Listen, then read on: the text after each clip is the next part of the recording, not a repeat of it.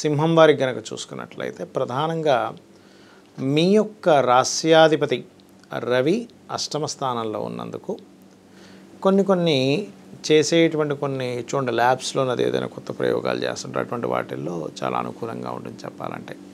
కాకపోతే ఈ సప్తమ స్థానంలో 27, 28వ తేదీలు చంద్రుడు ఎప్పుడైతే శనితో కలుస్తాడో ఇక్కడ కొంత మీ యొక్క వ్యాపార భాగస్వామితో కానీ లేదా జీవిత భాగస్వామితో కానీ కొన్ని అగ్రిమెంట్స్ చేసుకునే విషయంలోని వారితో కొంత మోసపోవడం, ముఖ్యంగా వ్యాపార భాగస్వాములతో కొంత మోసపోవడం అనేటువంటి చాలా స్పష్టంగా చూపిస్తుంది. అదేవిధంగా ధన సంబంధించినటువంటి విషయంలో 2వ స్థానంలో ఎప్పుడైతే కేతు ఉన్నాడో ధనానికి సంబంధించిన విషయంలో కొంచెం ఎక్కువ స్ట్రెస్ అనేటువంటిది చూపిస్తుంది.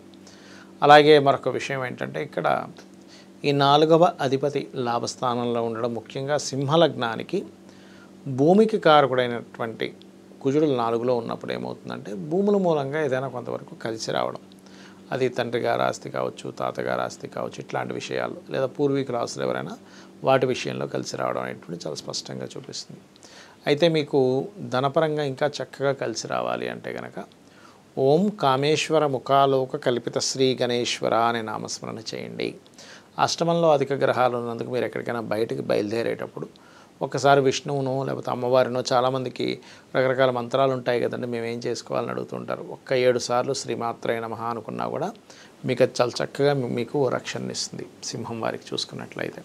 అయితే సప్తమ స్థానంలో శని ఉన్నందుకు కాస్త ఈ పార్ట్నర్స్తోని ఈ జీవిత భాగస్వామి యొక్క ఆరోగ్య విషయంలోని కొంత జాగ్రత్తగా ఉండాలి. శుక్రగ్రహం ఎప్పుడైతే ఉచ్చస్థితిలో ఉందో బ్యాంకింగ్ రంగాల్లో లేనట్లయితే ఏదైనా ఫ్యాషన్ రిలేటెడ్ రంగాల్లో ఉద్యోగం కోసం ప్రయత్నం చేసేటువంటి వారికి అనుకూలంగా ఉంటుంది. ఇక మీరు చేయవలసినటువంటి దేవతారాధన దత్తాత్రేయుని ఎక్కువగా తలుచుకోండి. జై గురుదత్త, శ్రీ గురుదత్త అనే నామస్మరణ చేయండి, అన్ని విధాలా బాగుంటుంది.